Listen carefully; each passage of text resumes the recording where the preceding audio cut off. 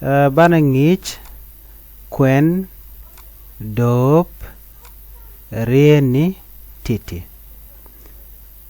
kwen dop rieni titi katoknat kan dop rien tin bana raitin gwas me bana rai titi menyam meme agat titi kagat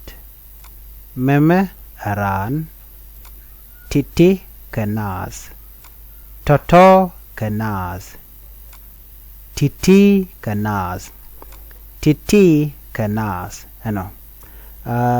muguri jeno bi tok bi ngaja la tok lo jirami mo meno kala tok de tok de ngaj menyam na me bi kon ngaj na mene na me chwale me e gat na me chwale gat me agat me agat okay me agat ti ke gat di dag den entama na me di na me agat na meni gat no de ngaje no tiken ka de no gwaza me te kon ke meme e ran meme aran titi ke nas toto ke nas take dang muto gwa mu de kaf karoken na me chwale di chwale titi na me chwale toto no titi ke titi ke ji toto ke te lero le toma ma de lo te ke niam no chwal ke de ke chwale toto wana niam nyo gwa de me titi ke nas titi bo nan ke titi ke nas titi le nan ke na long te ke le tyang ne titi mi jaw titi nan ke le titi le ka lo nan lo wo te ke ne jog mi shi na chi ne lo nan ke no man gora long gwa de brana nga o tin cha gor shit ka gat ran nas right now ri nen ti dialti la gwada tin mi chi tara ke chim guje na meni ta ma gat na me chwale gat bidil ngaje no men cha gor gwada mengu ga ke a ke ta ba chole gat na ba chole gat na ba chole ran na me nas mi akel de chole nas du no gen nas na me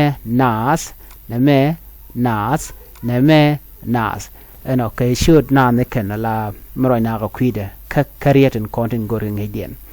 man do dien gore de ka gwada me de la mishalel gwada me jet ke titi me titi toto titi de ki tinen kon ka tine ano de ro de ka bekaten me shale me titi me titi toto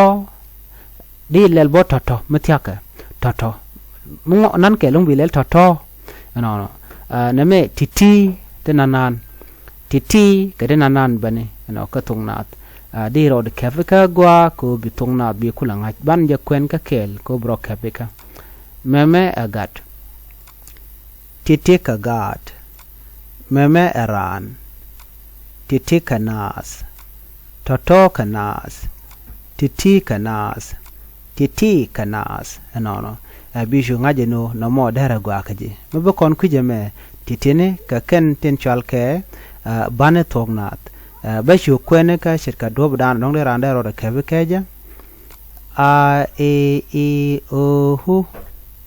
wa ya ba pam na nga nya ra da za ta sa la ka ga a sha ja e a o no katungnat la ka nan ka no de ro du kevakatin ba ka nyok mu kwana ka do budana dong de ran de ro de kevaka nyok ko gwa o bran bo ro linga ka do budan endere ka kwen ka je bana je tok a e I o hu wa ya ba pama na no nganyara da za ta sala ka ga ha shaja e ha o u bi chu gor no bi janwa ne ko kien en liseneme tin chana ngejen wale ke tek tiak der arod gor no der dobrien do dien der jalat ke meme ke titi ke meme ke titi tato titi mi chiga ngach der shu go bolong bar nyo jikan ngi do dien bi ate kamal